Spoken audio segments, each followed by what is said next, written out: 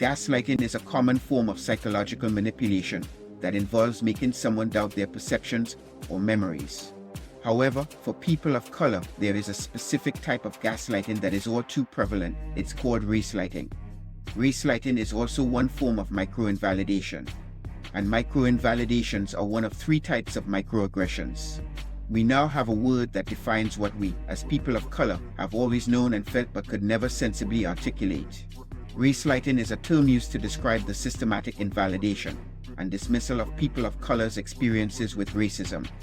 It perpetuates the myth that racism does not exist or that the experiences of people of color are exaggerated or imagined. Racelighting creates self-doubt for people of color. We question our own thoughts and actions due to methodically delivered race-based messages that make us second-guess our own lived experiences with racism, prejudice, and minimization. When racelighted, people of color frequently begin to question their interpretation and perception of reality and wonder if they are being overly sensitive. In my own experience as a coach and trainer, racelighting frequently occurs when one person of color doubts or dismisses the race-based attack or slight of another person of color. When the perpetrator is made aware of this mistreatment, their passionate defense includes claims of innocence, misinterpretation, lack of intent, and accusation of the victim's oversensitivity.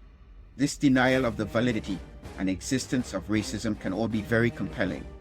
This type of gaslighting is particularly insidious because it reinforces the very racism that it claims does not exist.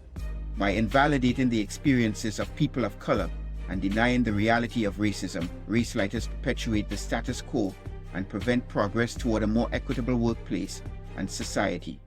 To foster a truly inclusive workplace, leaders and managers need to accept, understand, and combat racelighting. Racelighting is one of the main reasons for people of color's exclusion and outsider status in so many work environments. For the organization, it leads to high turnover, BIPOC underperformance, and perceptions of underperformance. For the individual, it leads to mental exhaustion, frustration, anxiety, depression, self-doubt, and ultimately, resignation or termination. Recognizing and acknowledging the reality of racelighting and its impact on people of color is important.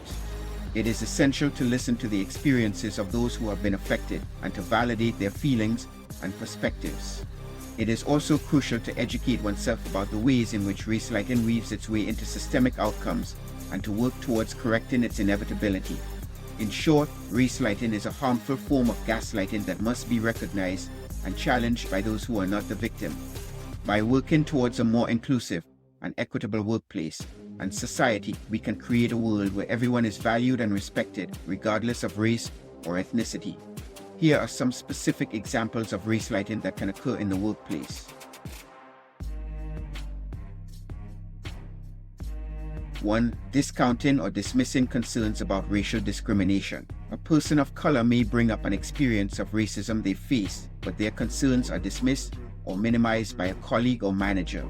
For example, if a black employee raises concerns about being passed over for a promotion due to race, a white colleague might respond with, "I don't think that's what happened. I'm sure it was just a matter of qualifications." 2. Ignoring or denying the existence of systemic racism.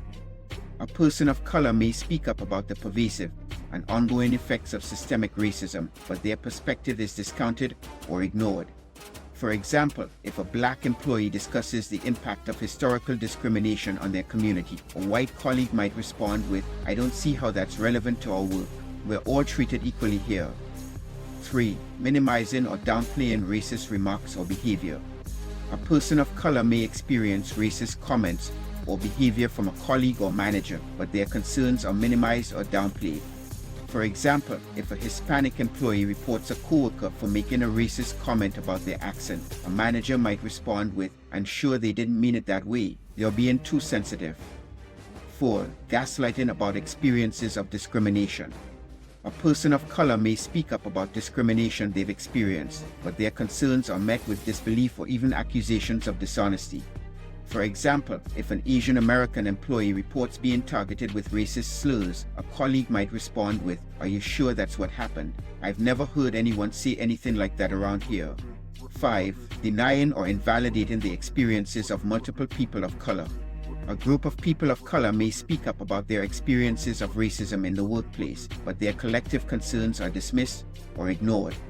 For example, if a group of black employees raises concerns about a culture of racism in the workplace, a manager might respond with, "I haven't heard anything like that before. I think you're all just overreacting."